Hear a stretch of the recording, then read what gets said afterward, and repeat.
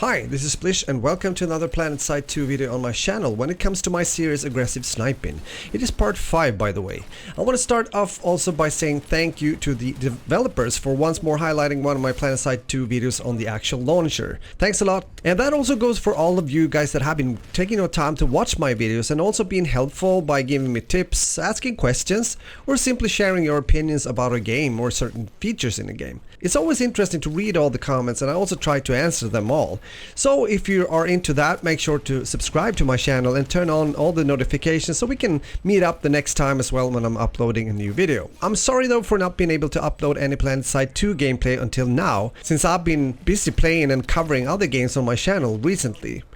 But as always, Planetside 2 is a game I continue to come back to and I had a lot of fun playing again. Which also most likely means that it's kind of healthy to take those small breaks once in a while from playing certain games. There's an ongoing Halloween event in Planetside 2. This Night of the Living Dead event runs from October 5 until October 31st. So you'll notice already when entering the sanctuary since there's ghosts and floating candles and pumpkins in there. Upon entering Sanctuary, you'll receive a mission to learn more about the Halloween event, and along with the way you can unlock holiday masks that provide bonus experience when worn. You can also seek and destroy gigantic space pumpkins on Auraxis to earn experience and progress towards the Halloween directive. If you have the time for it, you can challenge yourself to complete the Halloween 2002 directive and earn the creeping camo. There's also a mysterious derelict fleet carrier that will spawn on Indar, Hasin, Esamir or Amrish during a 15-minute special alert. Smash enough space pumpkins and your continent can unleash this behemoth. There's also some new Halloween bundles that might be of interest. Here's for example the new Dawnbreaker when it comes to Infiltrators. Variants available per faction. But Halloween events aside, I also wanted to discuss and talk about something that has come up before in my Planetside 2 videos. Because one of the things that has come up pretty often in the comment section of my Planetside 2 videos is the cloak feature when playing as an infiltrator. It is a bit of a controversial topic I guess, but I thought we'd talk a bit about it also in this video. Some of you guys love the class and the possibility to sneak up behind enemy lines being cloaked, take out a guy or two before disappearing into the shadows again. But other players hate this feature and would go as far as saying that it should be removed from the game completely. So my question is, what are your honest thoughts about this? When I got into Planetside 2 playing it more consistent, I came from a background of playing mostly Call of Duty, Battlefield, Halo games and some competitive CSGO for a couple of years. Meaning that I had not really encountered the ability of being cloaked in a shooter that often. Sure, I had seen it and tried it in a few free-to-play titles, but not the way as it works in Planetside 2. I'm pretty sure I've already mentioned before that I thought that the Infiltrator class was equal to Sniper class, meaning that you could only use cloak if you were playing with sniper rifles. For me that kind of made sense, since you're usually more vulnerable as a sniper having only one shot in the chamber, if you know what I mean, compared to if you're using a reg gun with the same ability. So when I started to get shot in the back from an infiltrator using an SMG for example, I got a bit surprised at first. Please remember that I was new at the game at this point of time.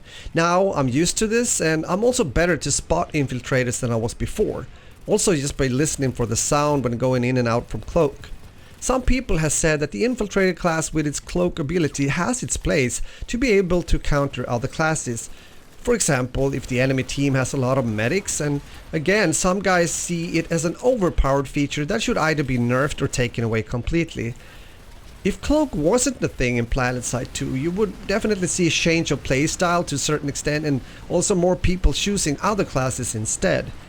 I said early, also due to my previous FPS gaming background, that I would continue to play as a sniper even so, meaning without the cloak feature, and most likely adapt to it as well as I have in other games. Once again, I'm curious to hear about your thoughts regarding this topic. As you may see in the video, I'm sniping with the LA-80, and I've been doing that despite the fact that I like to get up close to the enemy. I know that the SESR might be a better choice, at least for some, but I like the feel of the LA-80 and I also like the default scope on this gun. I wish it was an option to use a similar scope on the SESR, then I would definitely be using that gun more. And by the way, I did equip the straight bolt on the LA80 since it can be good to have in certain situations. But even so, I am usually scoping in and taking the shot pretty fast, also when shooting from a distance, since I do want to see the surroundings as much as possible. If someone's about to sneak up on me, or if there's a vehicle approaching fast going for that roadkill, I think you get the picture. But again, it shows that I'm also used to sniping games where you aren't able to be cloaked before shooting, so moving in and out from covers is still a thing for me if possible. And also, as said before, center the target and take the shot as fast as I can. Because even if I only hit the body, especially from a short range, I'm usually able to finish off the guy with a follow-up shot or use my secondary to do the job. Talking about secondaries, some of you guys gave me some great tips and thoughts when it comes to a good secondary option as well. As you may have seen in some clips, I'm using the NS45 pilot gun as a secondary. I did that as a trial, so I still need some more points to unlock it for good. And I most likely will, since I did enjoy this burst gun that are dealing up to 200 damage per shot over a 3-round burst. Looking forward to try the gun a bit more later when it's finally unlocked. So I hope you have enjoyed this video when it comes to my journey as a sniper infiltrator in Planetside 2. If you did, please leave a like, and if I see that this video is doing well, meaning you guys enjoying watching, then I'll definitely continue to do this series on my channel. Take care, my friends, and later.